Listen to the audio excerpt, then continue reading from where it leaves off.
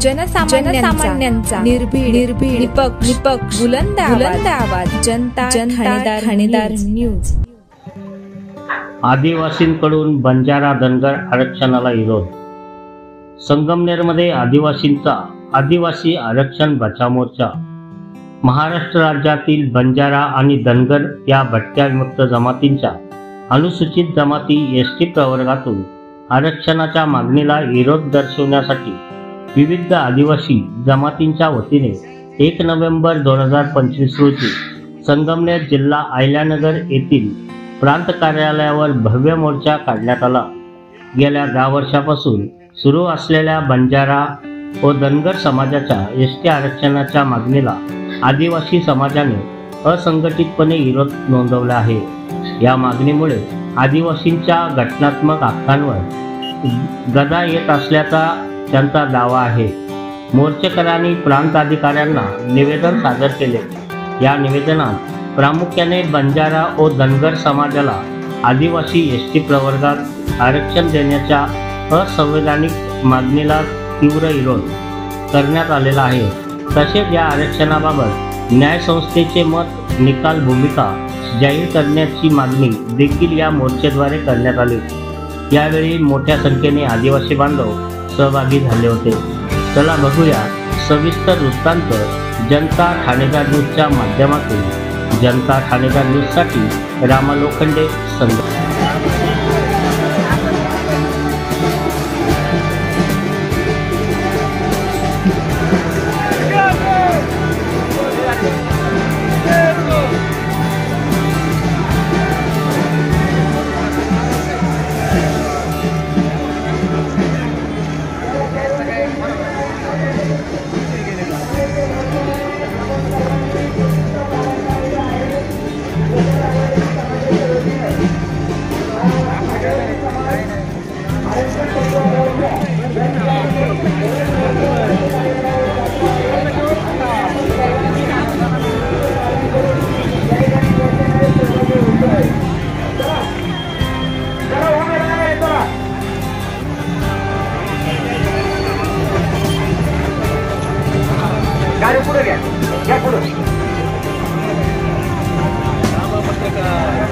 जिंदाबाद।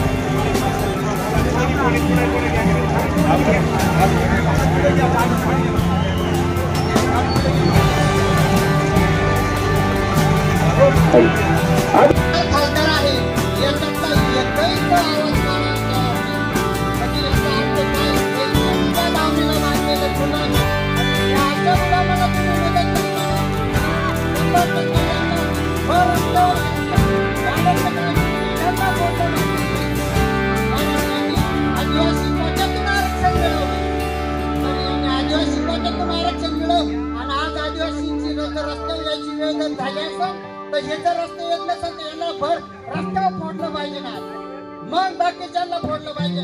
कारण सगळ्यात आधी दोषी आपले आहेत, सगळ्यात आधी दोषी आपले आहेत।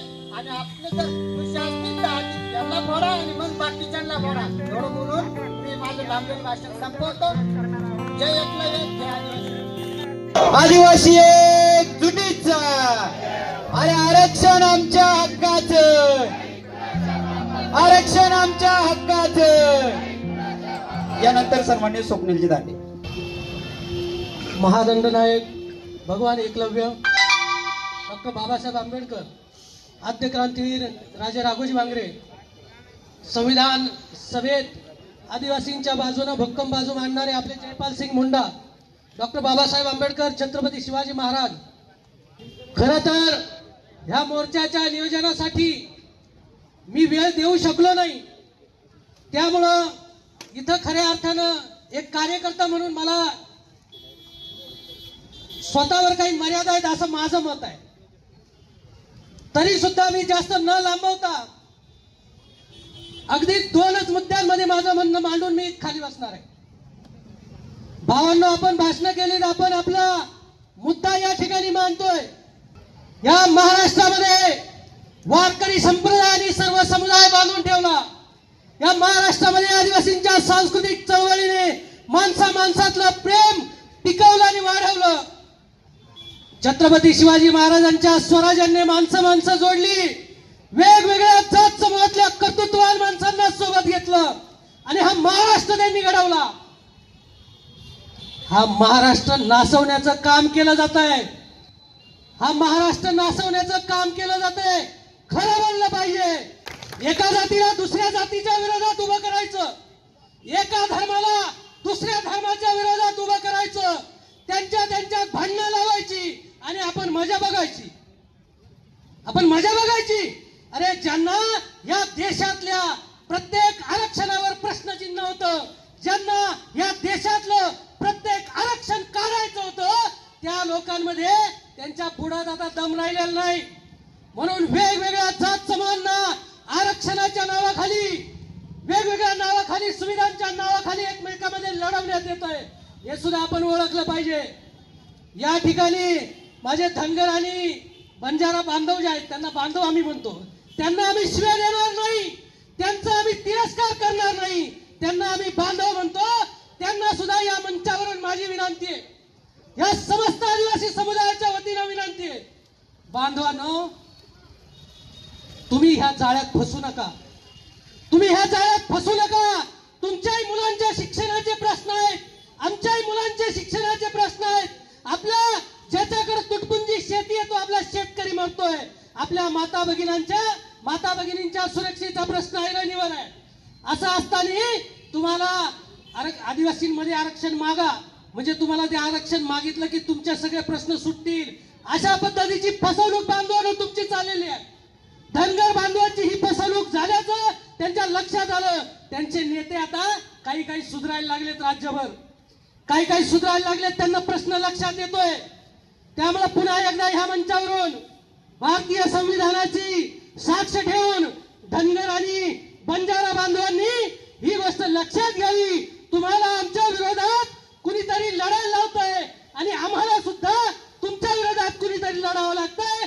हे कोण आहेत हे आपल्याला समजलेलं आहे आणि आता आपण सगळ्यांनी मिळून त्यांच्या विरोधात उभं राहिलं पाहिजे. आपण आपल्या आरक्षणाची ही लढाई सर्व बांधवांना घेऊन पुढे लढत जाऊ आणि सर्वांना सोबत घेऊ.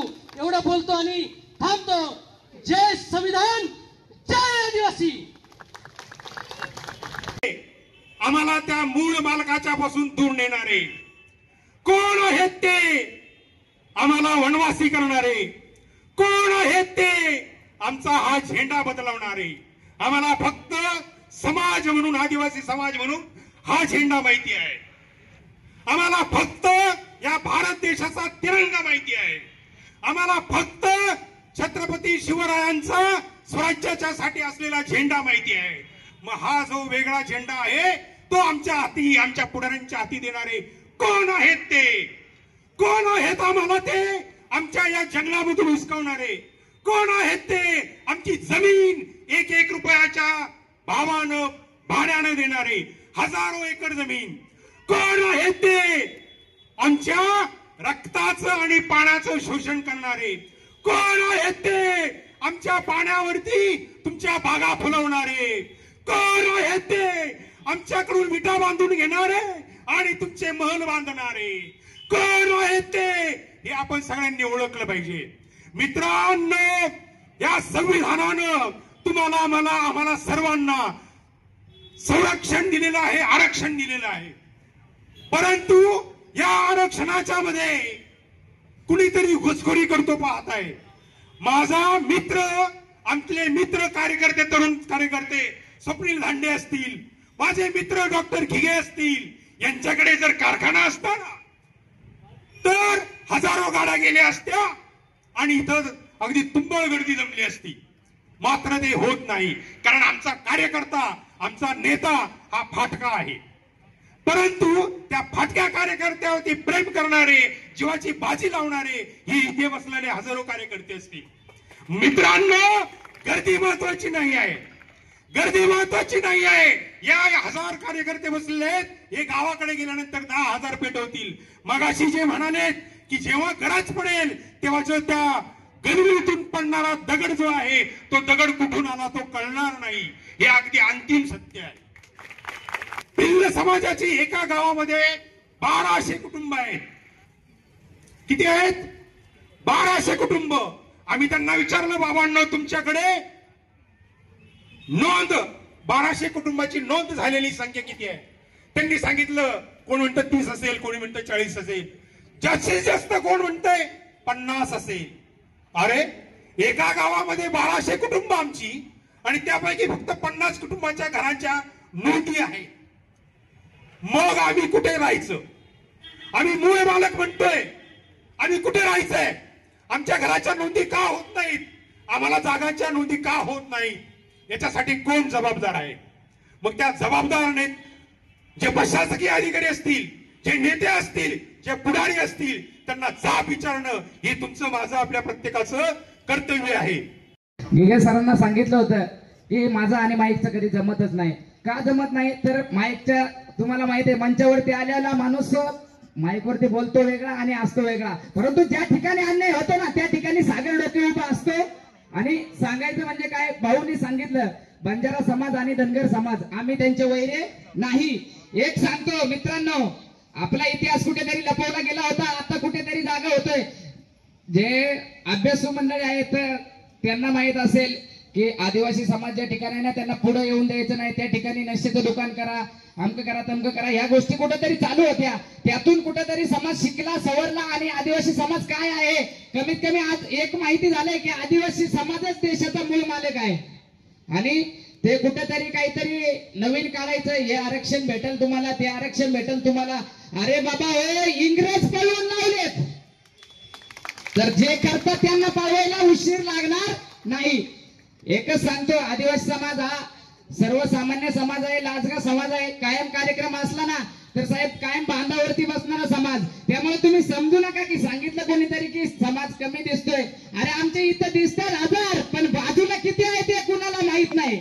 आणि ते माझं सांगायचा उद्देश असा आहे की तुम्ही वेळ आणू नका, कारण की प्रत्येक वेळेला सांगतो तुम्ही कुठेतरी तुम्ही या समाजाचे आहे, त्या समाजाचे आहे. अरे बाबा, आम्ही आदिवासी आहे आणि देशाचे मूळ मालक आहेत, आमच्या वाट्याला लागू नका, आम्ही कोणाच्या वाट्याला लागतही नाही. आणि हा फक्त ट्रेलर आहे, पिक्चर तुम्हाला पाहायचा असेल तर आमच्या वाट्याला लागून पहा. आणि परत एकदा सांगतो की बंजारा समाज आणि धनगर समाज तुम्हाला कुठेतरी भरकवटवलं गेलंय. आणि एकाला सांगितलं ग्रॅज्युएट नुसार तुला आरक्षण देतो, अरे त्यालाही भेटलं नाही आणि तुम्हालाही भेटणार नाही. त्यामुळे आपले काम धंदे पहा. आणि मी तर म्हणतो, खाजूर वजन आणण्यापेक्षा ना होकासेच्या गोळ्या घ्या आणि घरी बसा, नाहीतर आहे ना उगाच परिणाम वाईट होतील. सांगतो एवढंच की अजूनही वेळ गेलेली नाही, हे असंच चालू राहणार आहे. पण एक सांगतो, जर तुम्ही आरक्षणाला धक्का लावण्याचा प्रयत्न केला ना की दादा, तर तुम्हाला सांगतो सगळंच बंद. आणि एक सांगतो, आम्ही त्या वाटेवरती जात नाही, आदिवासी अवलाद आहे. पाठीला पाठ लावून जर गलून हातात घेतली ना तर कोणता कडा कोणत्या नंबरचा आहे हे कळणार नाही मित्रांनो. अजूनही आम्ही शांत आहे, एवढंच बोलतो आणि इथून पुढे थांबणार नाही अशी शपथ घेतो. जय आदिवासी. जर पिटली भाषणात आपल्याशिवाय तुम्हाला येणार नाही, गोष्ट देण्यात येऊ.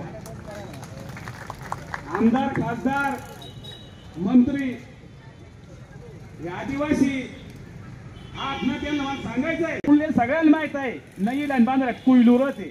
नाही जर तुमच्या कॅबिन मध्ये आणून ठोकली ना मग तुम्हाला कळल.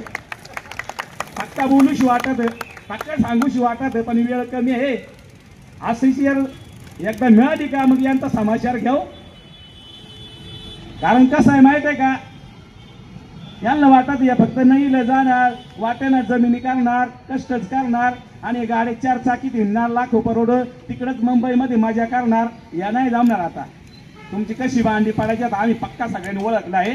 कारण आम्हाला अधिकार दिलाय तुमची भांडी पाडायची. ती कोणा दिलाय? डॉक्टर बाबासाहेब आंबेडकरांना, संविधानानं. आणि मग तुमची आता कशी भांडी पाडायची ना ते खेकडासारखं जर नाही तुम्हाला मोडला ना, आमचाही नाव वेगळं नाही. जय आदिवासी.